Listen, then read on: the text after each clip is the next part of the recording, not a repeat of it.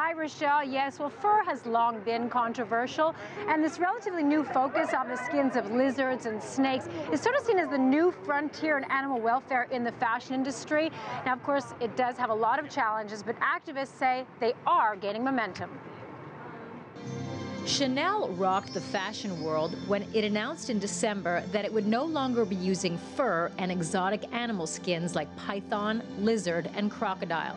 The company said it had become increasingly difficult to source exotic skins that meet their ethical standards. The move was a win for animal rights groups. It's a little more difficult to get people to care about things that aren't cute and fuzzy, like baby foxes and chinchillas, but these animals, pythons, crocodiles, they feel pain. Some in the industry say exotic skins can be sourced ethically by euthanizing the animals before killing them.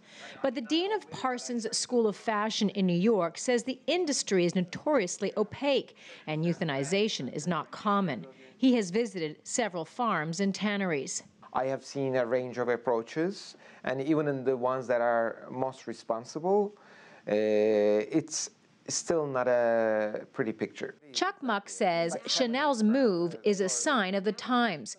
In California, it is illegal to sell python skin products. It has also introduced a bill that would ban the sale of new fur products across the state. With the young generation, there's a lot more interest in doing everything in a much more responsible and a sustainable way. So that trickles down all the way to animal rights and what kind of materials they want to see in everything they buy. Brands are now rewarded for taking a decisively progressive stance. When Gucci announced it was going fur-free on Instagram, it received more than 170,000 likes. In China, demand for fur remains strong, raking in $17 billion annually in sales. But Smith says things are changing. In China, pet ownership is going up. And that means that people in China are caring more and more about animal welfare, especially when some of these big luxury brands like Chanel, Burberry, Gucci start creating these animal welfare policies. I think that's really resonating with the Chinese consumer.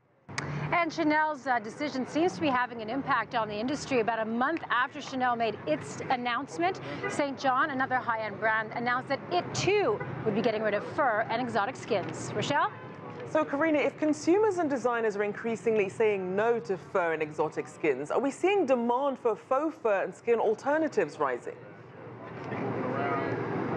Absolutely. I mean, everywhere you look right now, there is faux fur in all kinds of different colors, making it very appealing for consumers. Now, this is much about people who are concerned about animal welfare as it is about the technology. It is advanced to such a level now that in some cases it's hard to distinguish between the fake stuff and the real stuff. But faux fur is not without its own controversies. Most faux fur is made out of polyester or other synthetic materials, which is essentially plastic. It takes a long time for it to biodegrade, and it's just contributing to the big problem that we have with plastic pollution. So those who say that if you really want to be socially conscious, you got to get rid of fur and faux fur and focus on materials that are really made out of natural fibers. Rochelle?